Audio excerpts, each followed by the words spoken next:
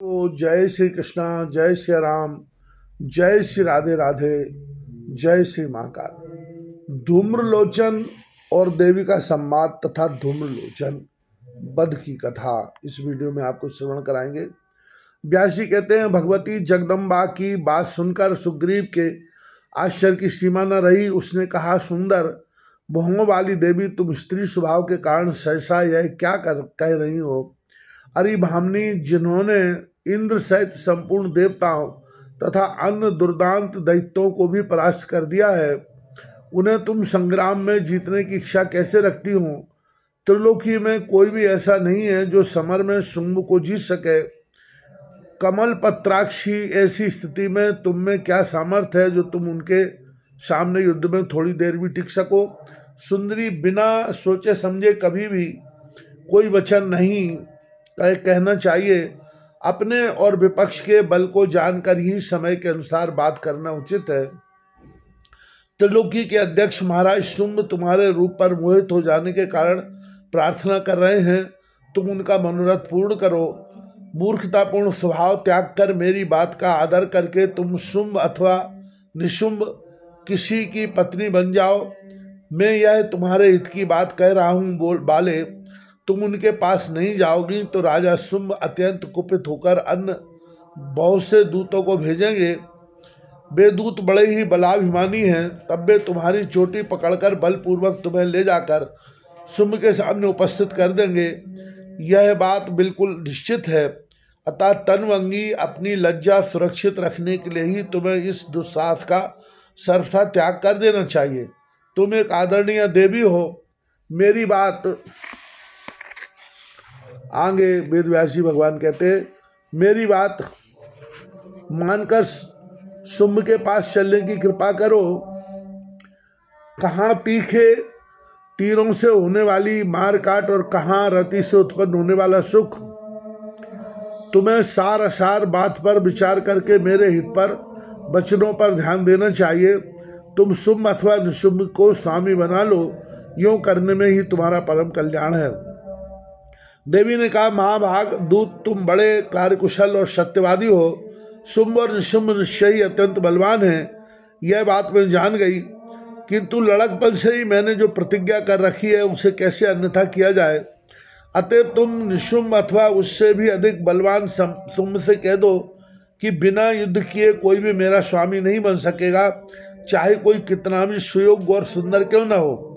राजन, मुझे जीतकर पाणी ग्रहण कर लो। मैं अबला होती हुई भी युद्ध करने के विचार से ही इस समय यहाँ आई हूँ, यह बात तुम्हें समझ लेनी चाहिए। तुम में शक्ति हो तो वीर धर्म का आश्रय लेकर मेरे साथ युद्ध करो, और यदि मेरे त्रिशूल से डरते हो। आगे वेदव्यासी भगवान कथा को बढ़ाते हुए कहते हैं कि देवी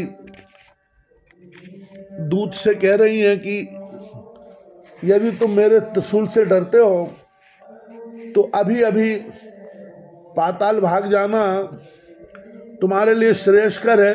तुम्हें जीने की अभिलाषा हो तो स्वर्ग और पृथ्वी इन दोनों स्थानों को छोड़कर तुरंत भाग जाओ। दूत, तुम अभी जाओ और आदर पूर्वक अपने स्वामी को मेरी ये बातें सुना दो।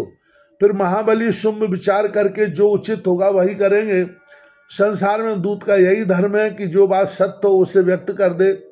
धर्मज्ञ शत्रु और स्वामी दूत को दोनों के प्रति निष्पक्ष व्यवहार करना चाहिए। अब तुम भी वैसा ही करो, विलंब मत करो।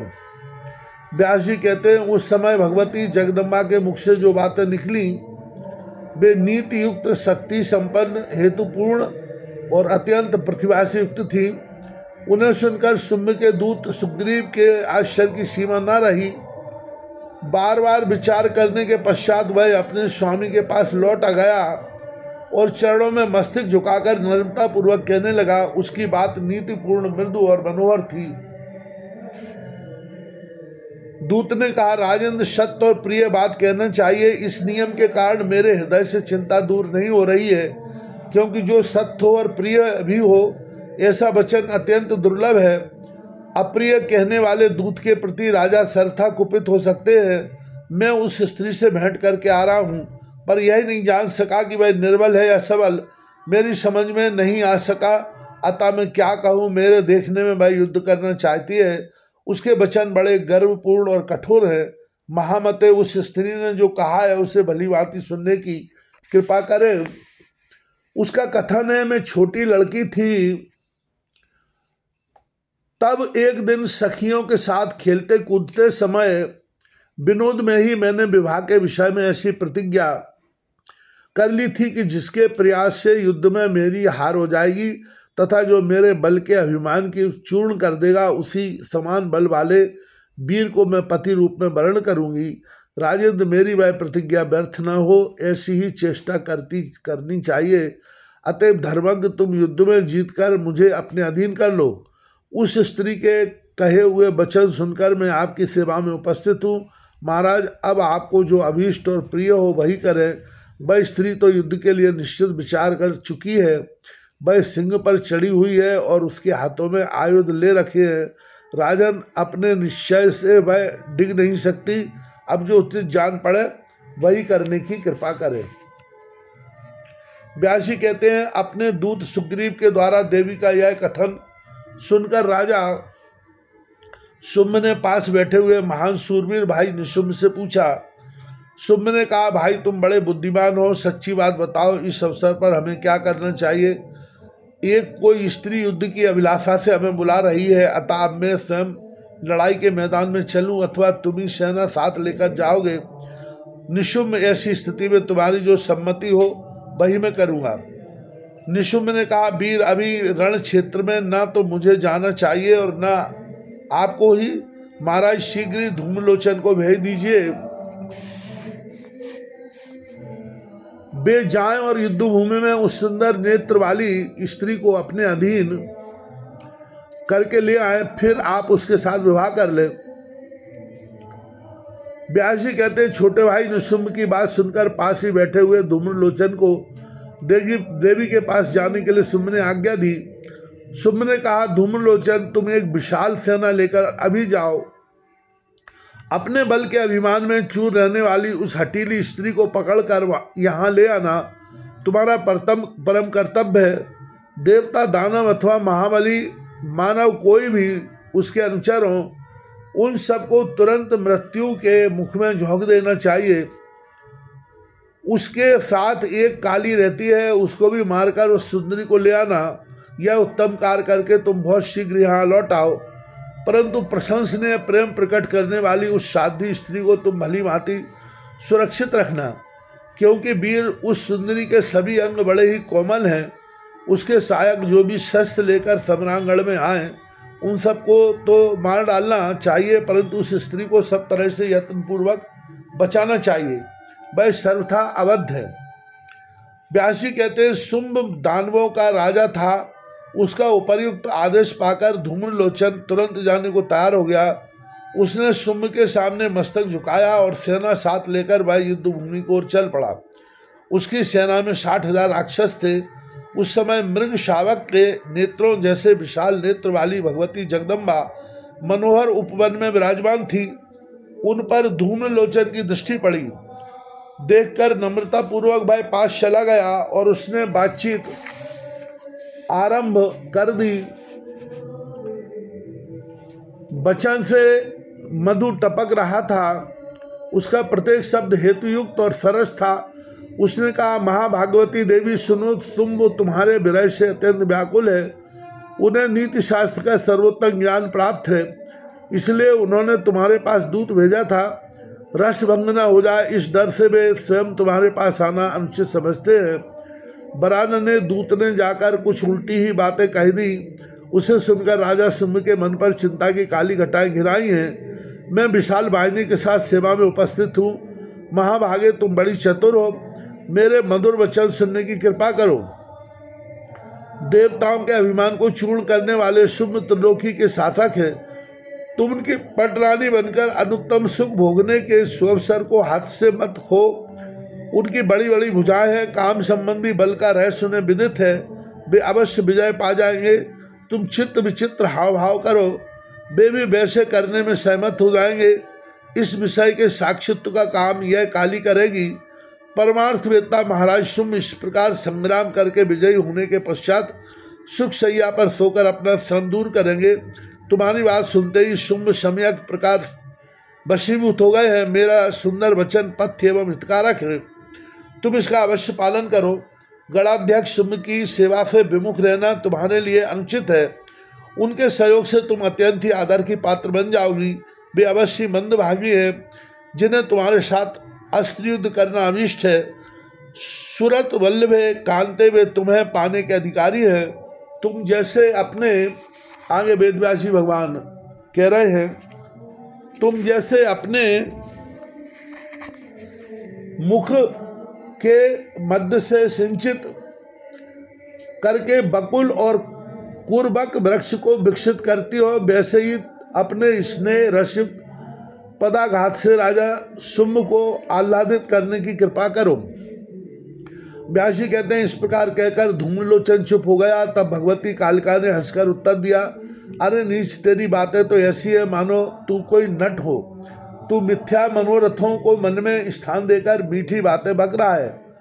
अरे मूढ़, यदि तुझ पराक्रमी वीर को सेना सहित दुरात्मा शुंभ ने भेजा है तो अब व्यर्थ की बातें छोड़कर युद्ध के लिए तैयार हो जा। देवी को क्रोध आ गया। वे शुंभ, निशुंभ तथा तेरे अतिरिक्त अन्य जो भी अत्यधिक बलवान हैं, उन्हें बाणों से मारकर वे अपने स्थान पर अब पधार जाएंगी।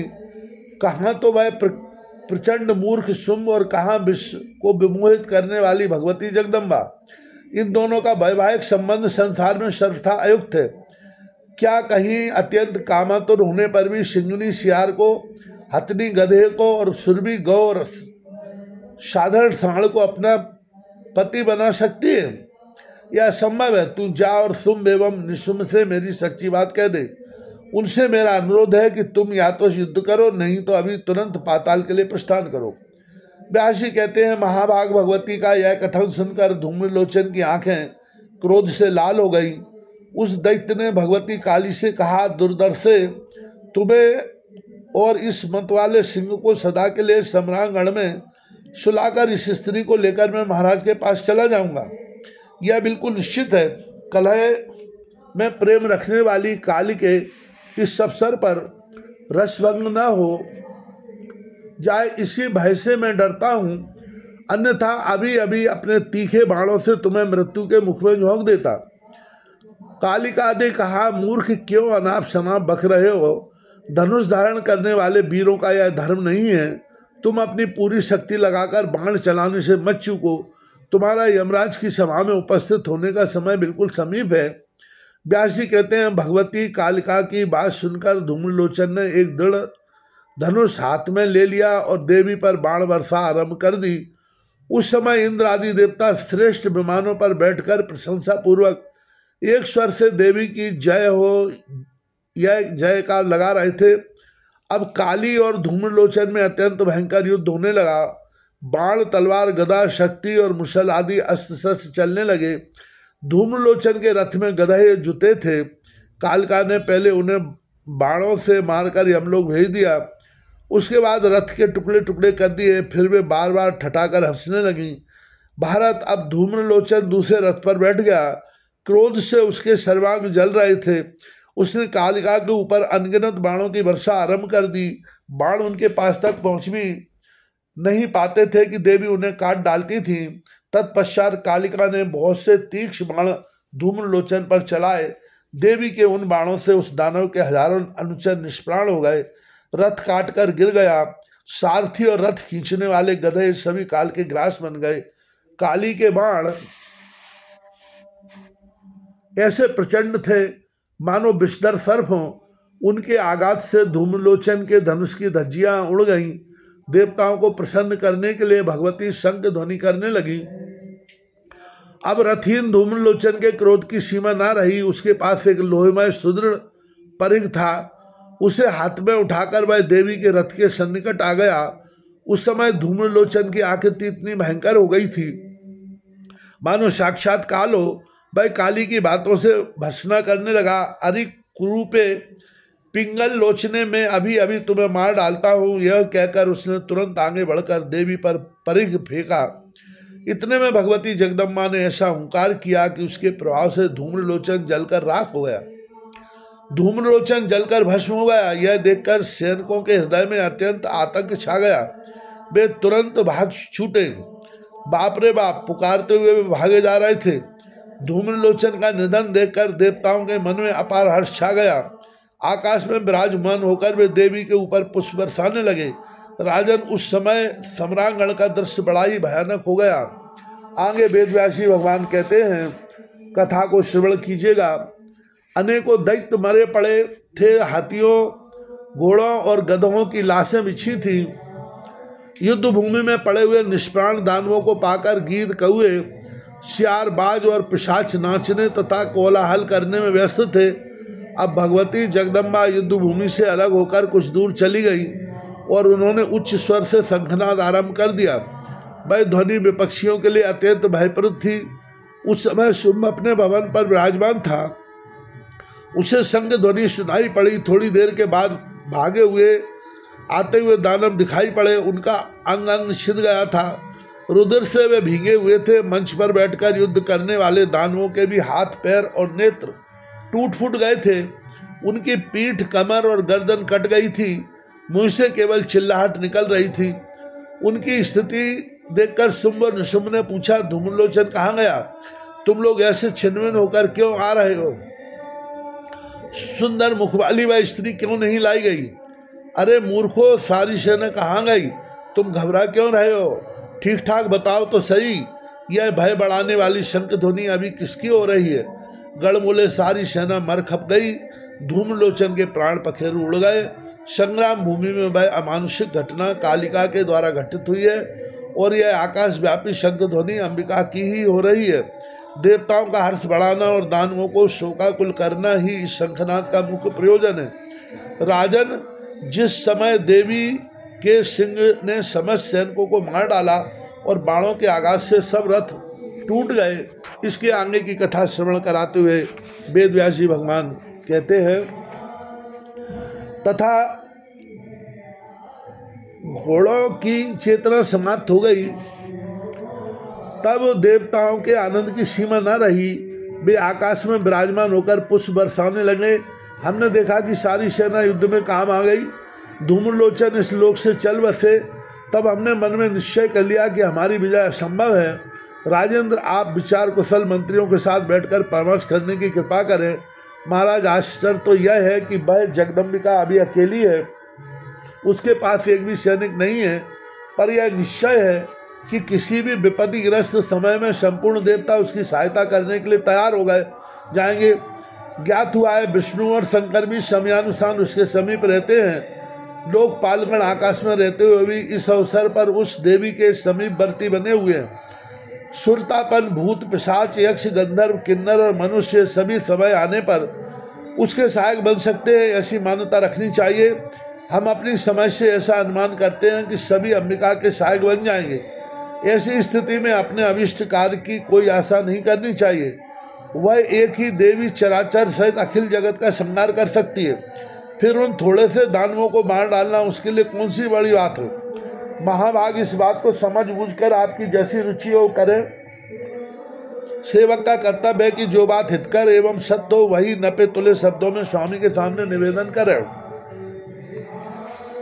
व्यास जी कहते हैं, अपने अनुयायियों के वचन सुनकर समूह सेना को कुचल डालने की शक्ति रखने वाला शुंभ छोटे भाई निशुंभ की को लेकर एकांत स्थान में चला गया और उससे पूछने लगा, भाई देखो, कालिका ने अभी धूम्रलोचन को मार डाला है। सारे सैनिक मृत्युमुख में चले गए। कुछ टूटे फूटे अंगों वाले अनुचर भागकर आए हैं। अभिमान में चूर रहने वाली वही देवी शंख ध्वनि कर रही है। इससे सिद्ध होता है कि सम्यक प्रकार से काल की गति को समझना ज्ञानी पुरुषों के लिए भी कठिन है। काल की ऐसी महिमा है कि उसके प्रभाव से तृण वज्र तृण के समान तथा अत्यंत शक्तिशाली भी सर्वदा निर्बल हो जाता है।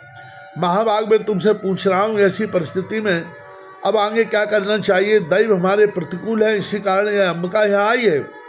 निश्चय इस पर मन गड़ा अनुचित है। वीर, बताओ, शीघ्र यहाँ से भाग चलने में कुशल है या युद्ध करने में? यद्यपि तुम छोटे हो, फिर भी इस दुखदायी समय में तुम्हें बड़ा मान रहा हूँ।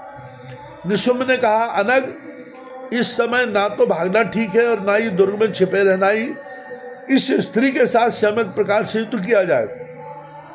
इसी में अपना परम श्रेय है। मेरे बड़े बड़े सहायक हैं। मैं अभी सेना सहित सम्रांगण में जाऊंगा और उस अबला को मारकर लौट आऊंगा। हाँ, यदि बलवान प्रारब्ध के कारण मेरा अभिष्ट सिद्ध न हुआ तो मेरा वहाँ से लौटना असंभव है। मेरे मर जाने पर भी बार बार परामर्श करके आपको इस कार्य से विमुख नहीं होना चाहिए। अपने छोटे भाई निशुंभ की उपयुक्त बात सुनकर शुंभ ने कहा, तुम अभी ठहरो। चंड और मुंड बड़े पराक्रमी वीर हैं। ये दोनों योद्धा पहले जाएं, क्योंकि खरेहे को पकड़ने के लिए हाथी को छोड़ना शोभा नहीं देता।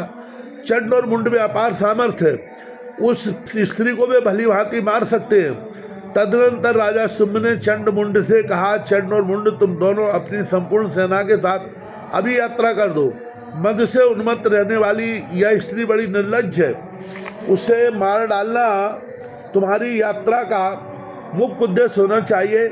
वीर, तुम बड़े भाग्यशाली हो। अथवा ऐसा करो कि उस सुलोचना काली को सम्रांगण में परास्त करके पकड़ लो और इस अत्यंत कठिन कार्य को करने के पश्चात यहाँ लौट आओ। यदि वह मतवाली अंबिका पकड़ी जाने पर भी नहीं आती तो उसे भी अत्यंत तीखे बाणों से मार डालना चाहिए। यह युद्ध भूमि की शोभा है।